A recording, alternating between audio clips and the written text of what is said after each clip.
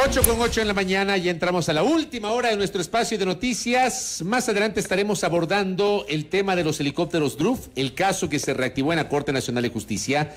Antes, junto a Belkis, vamos a seguir explorando estos intríngulis del choque de trenes que parece inminente, ¿no?, entre Ejecutivo y Legislativo. Conversamos con Carlos Rabascal, hace minutos con el viceministro de Economía. Le voy a preguntar al doctor Esteban Ron, el director de la Escuela de Derecho de la Universidad Internacional del Ecuador, que nos acompaña justamente a esta hora.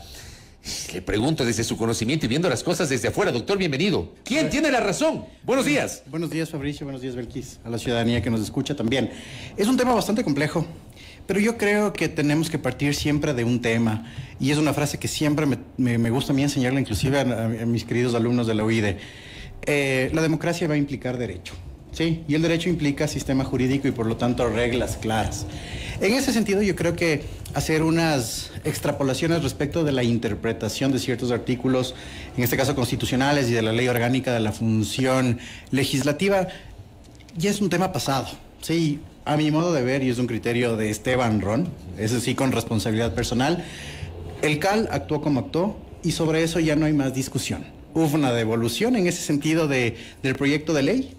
El presidente tiene que definitivamente reformarlo. El tema del hilo conductor no existe, Fabricio. Tengo que ser súper enfático en ese sentido.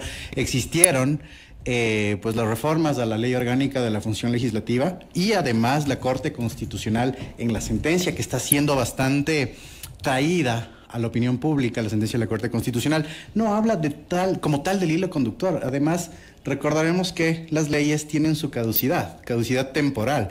La ley orgánica de la función legislativa, que fue interpretada por la Corte Constitucional, dejó de existir como tal y el artículo fue modificado. Entonces, en ese sentido, lo que corresponde, la devolución o no, son fallas semánticas de carácter jurídico, pero ya fue devuelto.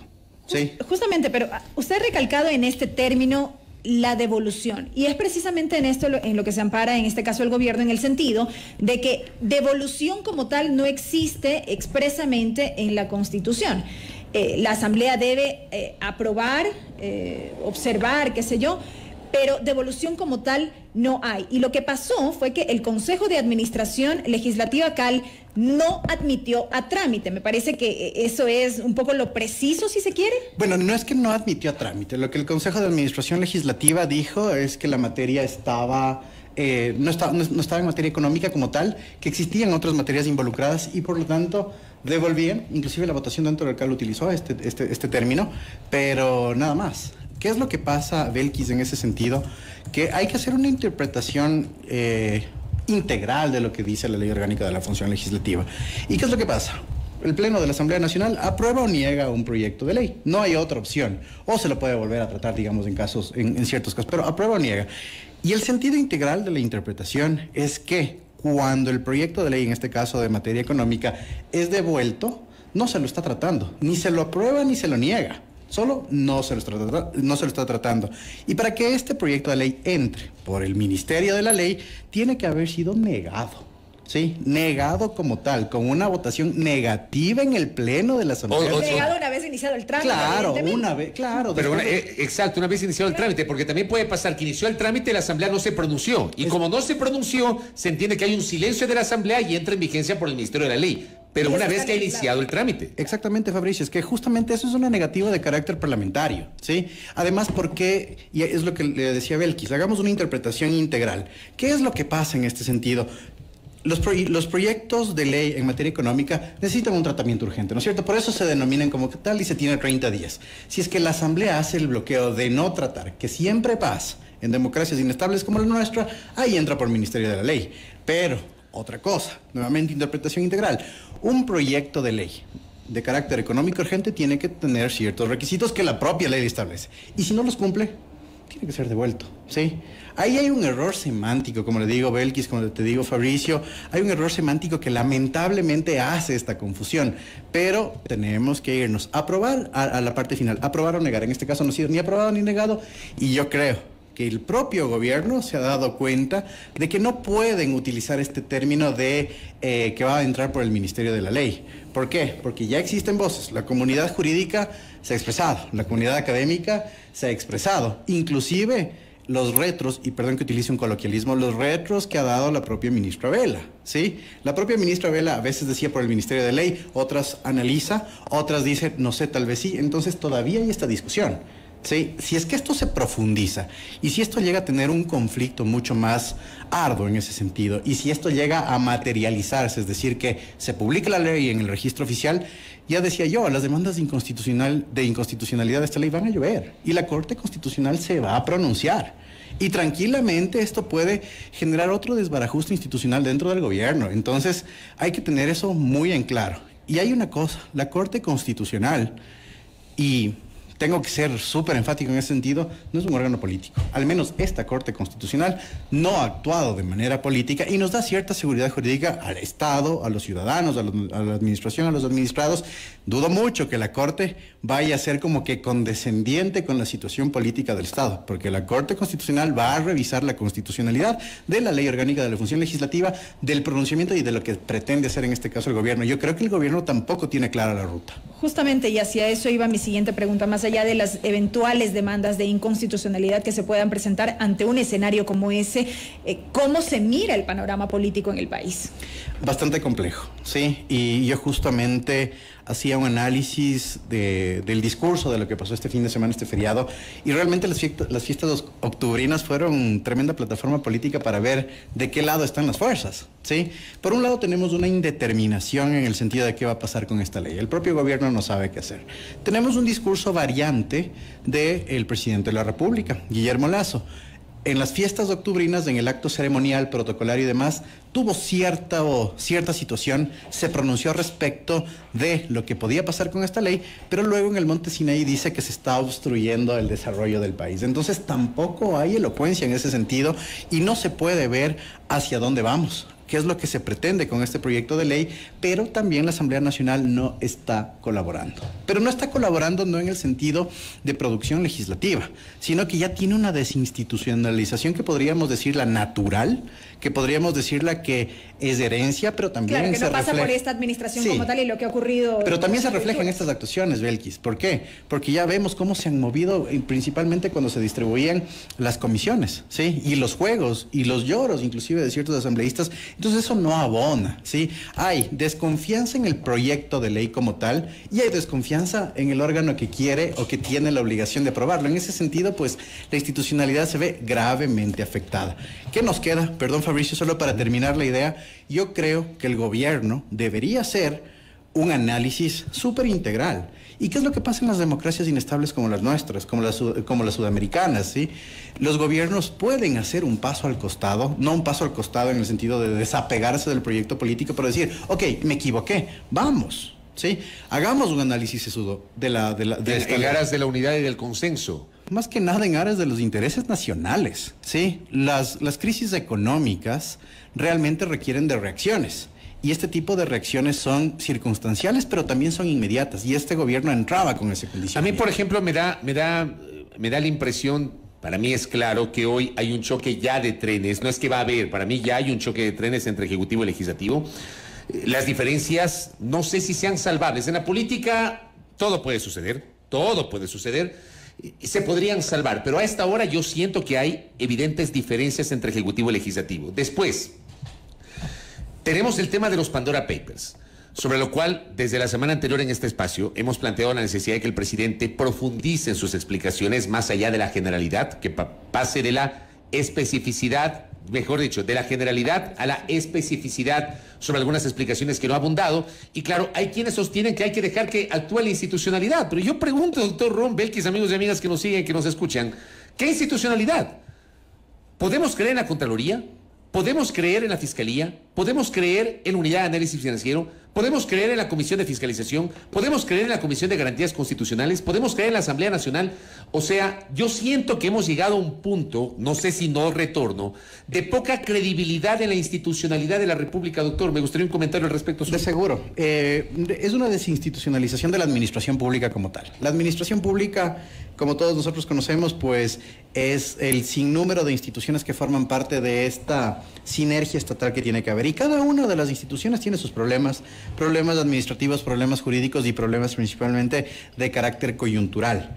Ahora, las diferencias legislativo-ejecutivo son bastante complicadas en este momento de ser zanjadas, pero existe una vía, y es una vía tal vez utópica, que son intereses nacionales. No hay otra, ¿sí? Y en ese sentido, pues, el Ejecutivo tiene que hacer un análisis sesudo de lo que puede pasar con esta ley, y el Legislativo tiene que tratarla como tal en el caso de que cumpla los requisitos establecidos en la propia ley. ¿Qué pasa con los Pandora Papers? Los Pandora Papers es un escenario bastante complejo porque tiene que ser analizado desde varios puntos, y sus efectos y sus afectaciones tienen un sinnúmero de variables. En primer lugar, yo creo que la política, ¿sí? Tenemos que ser clarísimos. Los Pandora Papers es una filtración de información que va a traer consecuencias de carácter jurídico en los diversos países en cuyos jefes de Estado están involucrados. Sí, de seguro va a traerlo, pero nuevamente se tiene que respetar la institucionalidad. Y en este caso es muy complicado señalar que el presidente de la República ha cometido uno u otro delito. No se puede, porque tiene que haber definitivamente un pronunciamiento por parte de la institución estatal correspondiente. Hay que investigar, entonces. Hay que investigar, y hay que investigar por doble lado, Belkis. En primer lugar, por el tema de la responsabilidad política, de acuerdo, pero también por el tema de la responsabilidad penal y por la responsabilidad civil y la administrativa, de ser el caso. Todos estos, todo este margen de investigación tiene que ser realizado sí o sí, ¿sí? La Asamblea ya vemos que se va a encargar a través de esta comisión, que no es la comisión de fiscalización, sino la de garantías constitucionales. Ya va a iniciar un proceso de fiscalización en el ámbito político, pero también tiene que accionarse en el ámbito ordinario, justicia ordinaria. Pero ¿qué es lo que pasa? Todavía no tenemos la información. Hablaba justo ayer con un experto y me decía que los Pandora Papers todavía no están en una plataforma que se tenga acceso generalizado. Que cualquier persona pueda coger y revisar. Lo que pasó con Wikileaks, Fabricio, lo que pasó con los Panama Papers, ¿sí? Es un sistema... Pero verá lo que le pasó a Assange por hacer eso, ¿no? No, de seguro. Pero es una plataforma que se llama CBS, es un nombre técnico, y se va a liberar. Y va a estar por momentos en la red y demás. Sí, es bastante complejo, pero hasta que se tenga esa información, no sabemos qué va a pasar. Pero más allá de eso, alguien podría presentar, no sé, una denuncia en este sentido. Entiendo que ya lo hizo Yacu Pérez. Exacto. Sí, podría darse. Y en ese caso tendría que investigarse. Pero las denuncias tienen que ser justificadas. En este caso estábamos hablando de dos tipos penales. Yo no soy experto en derecho penal. De hecho, si me contratan en derecho penal, van a perder el caso. Sí, zapatero a tus zapatos. Pero en ese sentido, existen dos tipos penales que podrían configurarse. ¿No es cierto? Elusión y evasión. Pero nuevamente tiene que darse un pronunciamiento por parte de la institucionalidad ecuatoriana. La famosa prejudicialidad, que ya lo habíamos discutido en otros espacios contigo, Fabricio, cuando tratábamos otros temas, requiere un pronunciamiento de la institucionalidad. En este caso, si es que cualquier persona, no hablemos del presidente Guillermo Lasso, cometió cualquiera de estos delitos, tiene que haber una sentencia condenatoria ejecutoriada, porque son delitos de carácter tributario. Y sobre eso, actuar. ¿Sí? Sobre eso, realizar la investigación. Obviamente por cuerda separada. Lo político y lo judicial. Pero tiene que darse. El tema es que en este país, lamentablemente, todo se mezcla. Se mezcla. ¿Qué hay? Y yo he dicho en varias ocasiones: politización de la justicia, judicialización de la política y mediatización de la justicia. ¿Ah? Que eso es todavía más evidente en el Ecuador de hoy, doctor. Sí. Es que lo que tenemos que hacer es tenemos que ser súper objetivos de decir cuál es el panorama actual. No hacer una especulación. ¿Qué es lo que pasa? Yacu Pérez Belkis ha presentado una denuncia. La Fiscalía, si es que encuentra las motivaciones serias, tiene que iniciar la investigación. De la misma manera, en la Asamblea se tiene que dar una investigación. Es una investigación diferente, de naturaleza diferente, de carácter político. Y si de esta hay indicios de responsabilidad penal, se tiene que pasar a las autoridades. Pero es todo un proceso, ¿sí? Lamentablemente no tenemos en ese sentido, ya decíamos, el tema de la institucionalidad, pero aquí hay que agregarle un factor extra, que es el tema de la comparación con lo que está pasando en otros países. Ya tenemos el caso de Sebastián Piñera y Chile, ¿sí? Y nosotros somos campeones mundiales para homologar prácticas internacionales. Pero no hacemos. Pero solo las que conviene, pues usted sabe. No, es que siempre, Fabricio, ¿sabes por qué? Porque vemos un ejemplo, pero nunca, y para traer un ejemplo internacional al Ecuador, siempre tiene que haber un proceso de adaptación y de adopción, pero siempre utilizamos el ejemplo. A eso me refiero, ya es parte de la cultura jurídica y política ecuatoriana. Entonces, en ese sentido, mira cómo está presionando a la ciudadanía y mira cómo está presionando el legislativo a Sebastián Piñera. Y eso se quiere homologar acá. Pero obviamente los sistemas jurídicos son diferentes. Entonces el procedimiento va a ser diferente.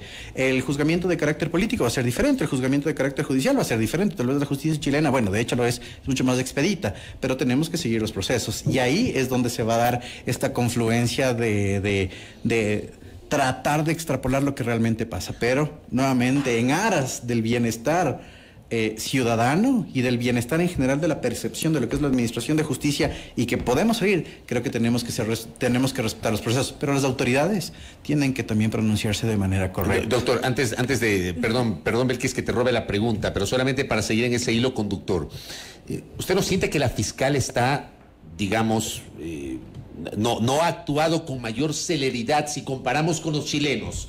¿Usted no cree que la Fiscalía hoy como que no pasa nada, no dice nada, no hace nada sobre este tema? A ver, ya la Fiscalía ha tenido malas experiencias previamente cuando se ha pronunciado de manera anticipada, ¿sí? Ya tuvimos en el caso Sobornos, recordarás en el tema de las elecciones cuando hubo estas denuncias de fraude y demás, que no se lograron hacer las correctas coordinaciones entre una y otra institución. Entonces yo creo que en este caso la doctora Salazar está siendo pausada, pero está siendo pausada en virtud de lo que está pasando. Y esperemos que no sea un cálculo de carácter político, sino de recibimiento de información para poder iniciar las diferentes investigaciones. ¿Usted cree que es pausa, que es estrategia o qué? Porque claro, ante los ojos de la opinión pública podría sentirse que la Fiscalía no ha hecho nada o sí, no está haciendo nada. No, definitivamente. Ante la opinión pública se ve que la Fiscalía no ha accionado absolutamente nada y que no se ha pronunciado y que tampoco ha dicho nada de la denuncia de Yacu Pérez. ¿Sí? Y que tampoco ni siquiera ha dicho el típico discurso de vamos a iniciar las investigaciones o se dará el trámite legal. Pero sí, yo creo que el caso es tan delicado. Existen tantos actores involucrados, hay tanta información y puede haber tanta trascendencia a futuro que más bien la Fiscalía está pausada, esperando, no creo que políticamente, pero esperando a que se configuren elementos, en este caso para poder iniciar las investigaciones. ¿Qué elementos, Fabricio? Información. Solo información y ver qué puede ir sucediendo alrededor de esto. Pero mientras tanto, y mientras nuestro jefe de Estado y mientras nuestros políticos no asuman un rol que tiene que ser de transparencia, vamos a tener complicaciones. Ya vimos las elocuciones que dijo el presidente de la República en plena sesión protocolaria de las fiestas octubrinas, cuando dijo que los principales evasores ya se conocerán. Entonces, evasión con evasión no se puede tapar, delito con delito no se puede tapar. Eso es lo que causa desinstitucionalización. Yo no fui, eres tú. Si yo no tengo nada que ocultar, vamos al proceso de investigación, ¿sí? Abro mis cuentas. Claro. Y, de hecho, han existido ciertas acciones bastante buenas, digamos, por parte del presidente de la República, y hay que reconocerlo cuando renuncia al sigilo, ¿sí? Entonces dice, están abiertas las puertas, investíguese lo que Pero le van a decir, los detractores del presidente le va a decir, claro, renuncia al sigilo porque resulta que la plata no está a su nombre. Ajá. O las empresas ya no están a su nombre. Eso le van a decir. De acuerdo. Pero también hay que nuevamente irnos al tema jurídico, Fabricio. La prescripción de los delitos, ¿sí? Ciertos delitos de acción pública y otros de acción privada, nuevamente recalco, no, perdón si me equivoco en ese sentido, no soy experto en materia penal, pero tienen una prescripción, ¿sí? ¿Y qué es esto? Que ya no pueden ser investigados, que no pueden ser juzgados y demás. Pero yo creo que en este caso los dos tipos penales que podrían ser protagónicos en este futuro análisis todavía no han prescrito. Entonces tranquilamente pueden ser investigados y juzgados. Porque la campaña presidencial y el presidente Guillermo Lasso ha dicho que él se ha despojado de los bienes en paraísos fiscales o hizo los movimientos transaccionales internacionales previo a ser candidato a estas últimas elecciones, porque obviamente tenía que aplicarse la ley de la Consulta Popular 2018, ¿sí? Pero ¿ha pasado cuánto tiempo? No ha pasado ni siquiera un año. Entonces, si en el caso de existir, hay que cuidar mucho esto, un delito, tranquilamente puede ser investigado y no ha prescrito. Entonces, todavía hay chance de las investigaciones. Tampoco nos vayamos a comer el cuento, y perdón el coloquialismo, de que los delitos están prescritos o que no se puede investigar en virtud de eso. Son plenamente pesquisables en este momento cualquiera de los tipos penales que podrían aplicarse. Y no solo para Guillermo Lasso, sino para cualquier otra persona que esté involucrada. Correcto. Doctor, dado todo lo que hemos visto que ha ocurrido en este último tiempo respecto de los desencuentros, por utilizar un término del gobierno nacional con ciertos sectores como el sector agricultor del país, la ley urgente, los Pandora Papers, esta relación friccionada con el legislativo, hay quienes advierten que ante una eventual insistencia de este proyecto económico urgente, cumplidos estos 30 días, dada la lectura que hacen, sostienen que el gobierno en este momento tendría aún más las de perder. ¿Usted coincide con esta lectura? Sí, definitivamente. ¿Por qué? Porque ¿qué es lo que se está visorando? Tal vez una muerte cruzada. Sí, y hay que decirlo, por suerte ha bajado. Por ahí también quería ir, porque yo consultaba en la entrevista anterior, ¿no, más bien no da la sensación de que se está debilitando justamente esa posibilidad? No, yo creo que más bien se está acrecentando, Belkis. ¿Sabe por qué? Porque la muerte cruzada, cuando recién se la lanzó, los famosos mecanismos democráticos o constitucionales que querían y que se haga elocución la propia ministra Vela nuevamente y ciertos actores de gobierno, la muerte cruzada en este momento ya se puede configurar. Cuando recién se la lanzó no se podría configurar. Existen dos tipos de muerte cruzada, ¿no es cierto? La que proviene del legislativo y la que proviene del ejecutivo, ¿sí?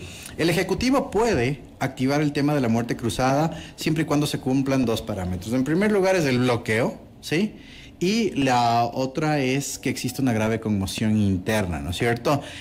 Con la insistencia de una ley o de esta ley o de lo que vaya a presentar el Ejecutivo, ya se puede evidenciar el bloqueo, ¿sí? Porque en una primera instancia, ¿qué dijo el Legislativo? Dijo, ok, esto no tiene o no es solo materia económica, yo devuelvo, pero si insisto sobre lo mismo, haciendo las reflexiones y haciendo las modificaciones a este proyecto, tranquilamente ya podría evidenciarse. Entonces, tal vez se caldea por ahí un poco más el tema. Y por otro lado, del Legislativo al Ejecutivo también. ¿Por qué? Porque en un inicio no se le podía plantear la muerte cruzada al presidente Lasso porque no había plan de desarrollo.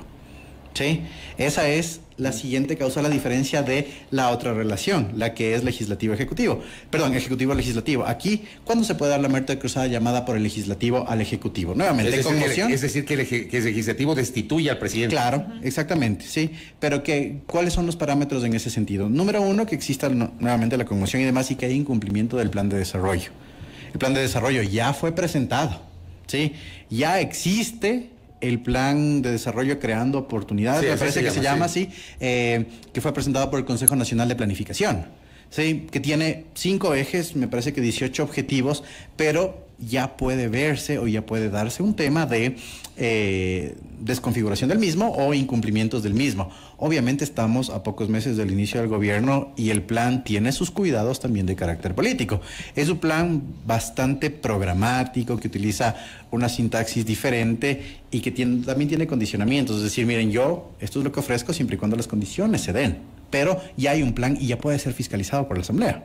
A eso me refiero. Entonces, ya puede haber este cruce. Entonces, la muerte cruzada puede ser llamada tanto por el Ejecutivo, porque ya se podría dar la configuración con la insistencia, pero también por parte del Legislativo, porque ya hay plan de desarrollo. Entonces, no creo que sea tan descabellado todavía hacer el planteamiento de la muerte cruzada. Nuevamente, el gobierno tendría las de perder. ¿Por qué? Porque finalmente la Asamblea, con los bajos niveles de credibilidad y con los bajos niveles de institucionalidad, y hablemos de bajos niveles porque no hay producción legislativa, a los ciudadanos comunes y corrientes, creo, y me incluyo, nos va a dar igual que se cambien las autoridades del legislativo. Mientras que... Pero no del Ejecutivo. Pero no del Ejecutivo. Hay un jefe de Estado que viene de un proceso político histórico e inclusive cultural que nos está afectando, que hay un recambio respecto de la concepción del Estado, que la gente depositó muchísimo la confianza más en el Ejecutivo que el Legislativo. Entonces, yo creo que tiene mucho más que perder. En este caso, el Ejecutivo es mucho más complejo. Oiga, doctor, y con esto termino. Digamos, en los últimos días se ha hablado mucho, algunos actores cercanos al presidente Lasso han hablado de golpismo, de conspiración, de desestabilización, etcétera. Yo el fin de semana, por ejemplo, posteé mi cuenta Twitter para que la gente, alguna gente, sobre todo estos fanáticos que ven golpismo e inestabilidad en todo, o desestabilización en todo, lean por lo menos la Constitución, y posteaba el artículo 129 y 130 de la Constitución, para entender que no es tan fácil llevar a juicio político al presidente de la República y que no es tan fácil destituir al presidente de la República. Pero yo le pregunto, jurídicamente y políticamente, ¿es posible esto? Llevar al presidente de la República a juicio político, por ejemplo, por alguna causal vinculada a los Pandora Papers, más allá de que en las posibles causales que establece la Constitución no figura esa, precisamente. Claro, eso es sí leí tus tweets, Fabricio, ya sabes, soy seguidor. Gracias. Y está bien que se hagan este tipo de declaraciones. En este caso existen dos procesos en el legislativo y que tiene que ser súper claro. Uno es la destitución y otro es el juicio político. ¿Sí? ¿Qué es lo que se ha conformado en este momento a través de la Comisión de Garantías Constitucionales? Lo que es lo que se está pretendiendo es que se haga un informe para propender a una posible destitución, no juicio político, porque juicio político tiene otro trámite, Fabricio, en la Comisión específica de fiscalización. Eso hay que ser súper claros. ¿Es fácil o difícil llevar a un jefe de Estado a un juicio político? Yo creo que es bastante complejo. ¿Por qué? Porque en primer lugar, la configuración del incumplimiento de las funciones o la configuración del incumplimiento fáctico del plan de desarrollo dentro de esta propia Comisión de Garantías Constitucionales va a ser muy, muy complejo. ¿Por qué? Porque nuevamente no tenemos un parámetro que nos pueda decir si está incumpliendo o no está incumpliendo. Pero por otro lado, el juicio político como tal, que no está activo, ojo, que no está activo en este momento porque no está siendo llevado a cabo por parte de la Comisión de Fiscalización, es más complejo aún. ¿Por qué? Porque la fiscalización responde a otra naturaleza. De que se puede, pero no es tan fácil. Se requieren de elementos de fiscalización y control muy, muy elocuentes. Lo de los Pandora Papers, sí puede ser trascendental, pero cuando se cumplan dos prerequisitos. Número uno, cuando ya exista la información y se vea que efectivamente existió al menos una intención de los dos tipos penales que ya hablamos. Y la otra, que exista la prejudicialidad. En este caso, que existe una sentencia condenatoria ejecutoriada o al menos un proceso iniciado respecto de esto. Esas serían las conclusiones, Fabricio. Correcto, doctor. Gracias por ilustrarnos con su criterio jurídico, sobre todo, la parte jurídica obviamente atada a la discusión política también. Esteban Ron, gracias por el tiempo y por la gentileza de habernos acompañado.